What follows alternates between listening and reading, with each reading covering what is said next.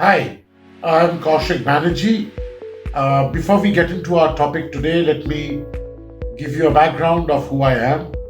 I'm an engineer and an MBA from IIM Lucknow 1992 batch.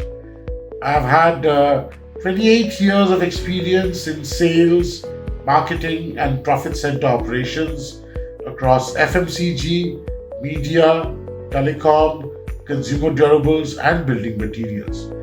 My last corporate stint was with one of the largest media companies in India, where I led a profit center of $100 million in their print business, their radio business, and I set up their digital business from scratch.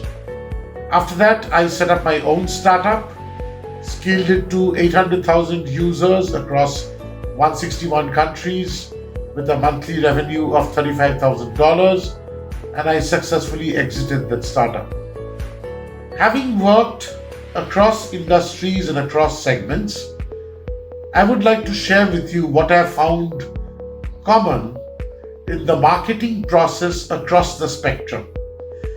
Having worked with FMCG, media, telecom, I have come to the conclusion that the core process of marketing is the same across industries. And I would like you to understand what I mean by the core process. So, how do I define marketing? Marketing to me is a process of exchange between the buyer and the seller, where both the buyer and the seller make a profit. Now, let me expand on that. The seller obviously makes a profit by selling his goods above the cost price. The buyer makes a profit by deriving a value which is more than the price that he has paid for the product or the service. The value that the buyer derives is a combination of tangible and intangible value. The tangible value comes from the core product, and the intangible value comes from the brand equity, the brand personality, and the psychological benefits of buying and using that product or service.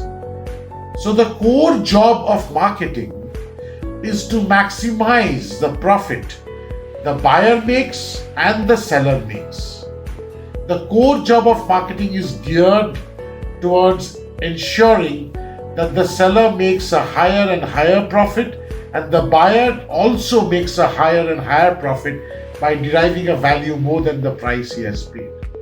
All the marketing strategies that are written in different books are geared towards creating this essential win-win exchange between the buyer and the seller. So, in the first part of my talk to all of you, I talked about the win-win, the need for creating a profit for the buyer and the seller from tangible and intangible values and selling above cost price. Now what I'm going to do is I'm going to introduce two case studies which will help you understand this concept even better. Let's first take the example of a cola brand which all of you know called Pepsi. Now let us apply this win-win concept to how Pepsi markets itself and sustains itself in business. Obviously, from a seller's perspective, Pepsi makes cola, puts it in a bottle, sells it. There are costs associated and they sell above their cost price to make a profit. But what about the buyer?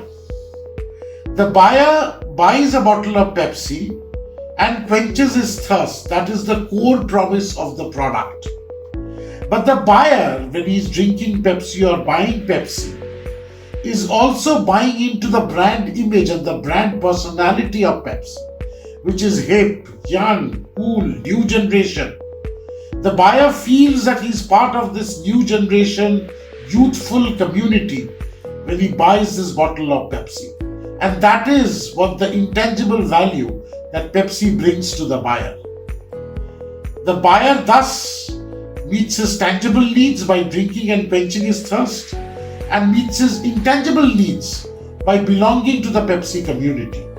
The sum of this tangible and intangible value that the buyer therefore derives from Pepsi is higher than the price that he has paid for the bottle of Pepsi, and therefore he makes a profit. So in selling a bottle of Pepsi, the seller makes a profit by selling above cost price. The buyer makes a profit by quenching his thirst and belonging to a Pepsi community which he aspires to. If Pepsi continuously perpetuates this win-win amongst the buyer and themselves, then their sales and their revenue are going to accelerate. If the sum total of the tangible and intangible values that the Pepsi buyer gets from the Pepsi bottle increases, then Pepsi sales and revenue and profit is going to increase. But if the sum total of the tangible and intangible values that a Pepsi buyer derives from the bottle decreases, then consequently the sales of Pepsi, the revenue of Pepsi and the profit of Pepsi is going to come down. Therefore, Pepsi as a marketer, as a business, has to constantly ensure that the buyer gets a profit which is the sum total of his tangible and intangible values minus the price that he has paid for the bottle, continuously increases, perpetuates and brings Pepsi a steady revenue stream and a steady profit stream. Let's take one more example to elucidate this point even further. Let's take one more category called denim jeans.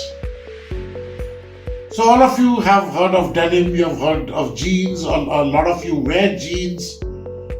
There's a brand in India, there's a company in India called Arvind Mills, which makes denim jeans. They're one of the world's largest denim producers in the world. They make Newport jeans, they also make Lee jeans. Newport jeans is sold at a price which is probably less than 500 rupees. And Lee jeans are sold at a price which is probably more than 2000 rupees. Now you may well ask, what is the cost difference in manufacturing a pair of Newport jeans or a pair of Lee jeans? The answer is, it is less than rupees 50. That's right. It costs Arvind Mills less than 50 rupees to produce, less than 50 rupees difference to produce a Newport jeans or a Lee jeans. But one sells at a price which is below 500 and the other sells at a price which is above 2000. Why does this gap in pricing or gap in profit happen? The tangible value for both the jeans are same. It is meant for clothing, it is meant for protection, it is meant for covering your legs, whatever you call it. But it is the intangible value which comes from the brand image of Lee jeans which makes the difference in the price between the two products or the two brands. Lee is international, Lee is young, Lee is cool, Lee is hip. And when the buyer aspires to belong to the Lee community by buying a pair of Lee jeans, he's buying into the aspirational, intangible values of Lee jeans. Therefore, he's deriving a value which is tangible, which is clothing, and intangible, which is the brand personality and the brand equity of Lee jeans. The sum total of this tangible and intangible value for Lee jeans makes the buyer pay 2000 rupees or more for a pair of jeans, because he derives more value from the brand than the price that he has paid for it. Again, like in the case of Pepsi, if Lee jeans continuously invests in building this brand equity, in building this brand image, perpetuating this brand persona of Lee jeans for the user, then the user will continue to derive tangible and intangible values which is more than the price that he has paid for the product, thereby making a profit. And as in the case of Pepsi, if this sum total of tangible and intangible values that the buyer derives from the product goes up, then the sales, revenue, profits of Lee Jeans is going to go up, else it is going to go down. Therefore, at the end of these two examples, let me ask you the question. Have you introspected to figure out what is the tangible and intangible value that your brand, product or service is delivering to your user?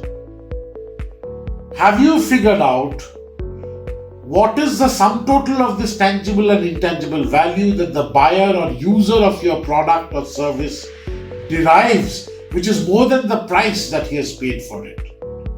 Have you figured out how to maximize this sum total of tangible and intangible values so that you not only create a win-win for the buyer and yourself today, but also perpetuate this win-win for many more years to come?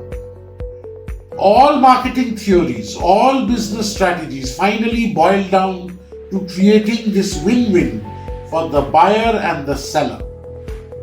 And if we can continue to create this win-win for years to come, our revenues will accelerate, our profits will accelerate, our adoption of products are going to accelerate. So ask yourself, how do I create this win-win with my buyer? Thank you.